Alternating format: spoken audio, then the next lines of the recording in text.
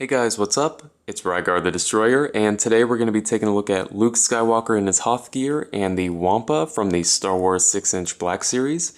These guys are really cool, but before we take a closer look at them, let's go ahead and take a look at their packaging. So, their package is pretty standard for these 6-inch Black Series figures. Up in the corner, it's got a picture of Luke in his Hoth gear. And you can see the window where the figures were actually stored. Here was the Wampa here, and Luke Skywalker was displayed upside down like he was hanging in the ice cave. Aside from that, there's really nothing on the front, top, sides, or bottom. So we'll go ahead and skip to the back here. It's got a brief description here on the back. If you'd like to read that, you can just pause the video. And it's got this really awful, like, black and white photo on the back here. Well, it's really not even a black and white photo. I don't even know what you would call this. It's got kind of the Wampa here on the side, sort of, and it's got Luke Skywalker here on the ground, and then there's just a massive amount of just like dead space. I don't know who picked this photo, but this is not very good. So I'm not really happy with the packaging. So thankfully I don't keep the figures in the package. As far as the figures themselves go, they are amazing. I'll go ahead and start with the Luke Skywalker here. He stands, let's see, about 5 3/4 inches tall, so he's a little bit shorter than most Star Wars 6-inch Black Series figures, but I think that is accurate. I don't think he's really that tall. And when you see him next to like Han Solo, you know, who's a pretty, you know, Harrison Ford's a pretty tall guy, so it looks really nice. I'm glad that they took that into consideration. And Luke here comes with 2 accessories. The first one here is the blaster pistol. It's that same one that we keep getting. So pretty standard at this point, but it does have some paintwork on it, which is nice. I'll pull it out of his hands here so you can actually see it. Brown painted handle and silver painted tip there, so looks really nice, and of course it fits in his holster. And in this hand we've got Luke's lightsaber. Pretty nice detail on the handle and a nice clear translucent blade, and of course it is removable. You know, you can break it apart into 2 pieces, so that's nice.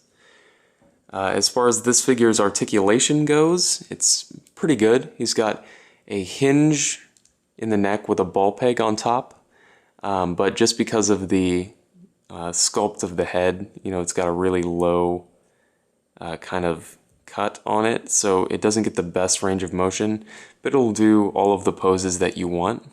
And I do want to mention while we're looking at his face that they did do the bruising and the cuts on his face, which look really nice. It's very subtle, which I like, so that's really good. He's got ball hinge shoulders that have a nice range of motion. He's got ball hinge elbows with a nice range of motion again. Swivel wrists at the glove right here. He's got what feels like a double ball peg in the lower torso here. A really well hidden joint, and it works well, so that's good. It does swivel. T-jointed hips go out to the side and forward a pretty...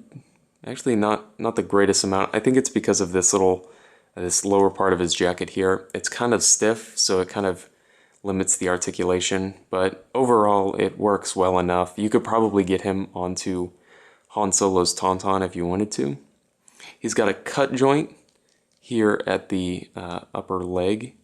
He's got a double jointed knee with a great range of motion, and ball hinged ankles. And they do have an ankle rocker, so that's nice. And overall, this guy's sculpt and paint is just really amazing. They did a really nice job sculpting all of his clothing, you know, and you know, painting all the details. And he's got this really well done soft goods scarf here, and it lays so nice. So I really like that. And now onto the Wampa. Now this guy is really cool. I was kind of afraid when I saw him that the play feature that they put in would kind of take away but really it's not too bad. So if you watch here, you can pop off his arm, and it just comes out, and you can reenact that scene where the Wampa gets its arm cut off. The only complaint I have about this is, well, you lose the ball hinge that's in the shoulder over here, so you don't have the best range of motion on this side.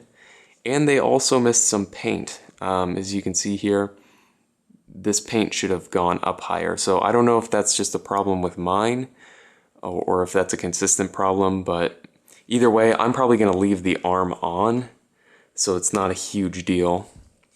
Like I said, it does inhibit the articulation on this side, it's just the swivel.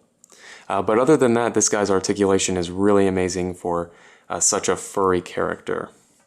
And actually, before I forget, let me stand him up here and measure how tall he is. Let's see. Alright, so this guy comes out to about 8 1/4 inches tall.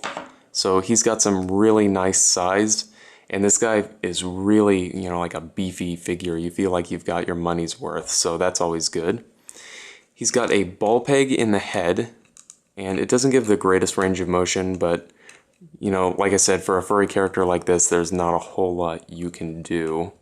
He's got a ball hinge shoulder that does swivel 360 on this side, and a swivel shoulder on this side. Ball hinged elbows that do swivel, and ball hinged wrists. Again, not the greatest range of motion, but, he's a furry character, so there's not a whole lot you can do. He's got, it feels like a double ball peg in the chest, so he's got the ball here and a ball here, and then there's like a peg connecting them, and then this piece here in the middle is floating, so you get some nice lean to side, and he can crunch forward and back. So I'm really glad that they, did the same thing that they did with Chewbacca, so you can get these really nice poses in, even though he's got all of this fur. He does have T-jointed hips, and he gets pretty much the same range of motion, if not better, than Luke, especially backwards. So that's really nice. He's got a cut joint here at his thigh, a ball-hinged knee that does swivel. Not the greatest range of motion, but again, giant furry character, so it'll probably be fine. And then he's got ball-hinged ankles that work, really nicely, and they do have a ankle rocker. So, I think for a character that's this big and this furry, I think they did a really nice job.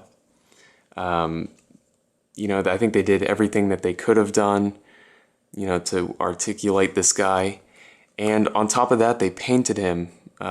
It's really subtle on camera, but in person you'll be able to see he's molded in kind of like an off-white plastic, and then he's got more of a just a white dry brushed in over his shoulders, and on top of his head is kind of a highlight. So overall, I think this pack is definitely worth picking up, just to add some variety to your collection. As you can see, this Wampa is massive, so it really does look amazing on a shelf. And like I said, I suggest anybody who can find it should definitely pick it up. If you have any comments or questions, just leave them down in the comments section below, and I guess I'll see you later.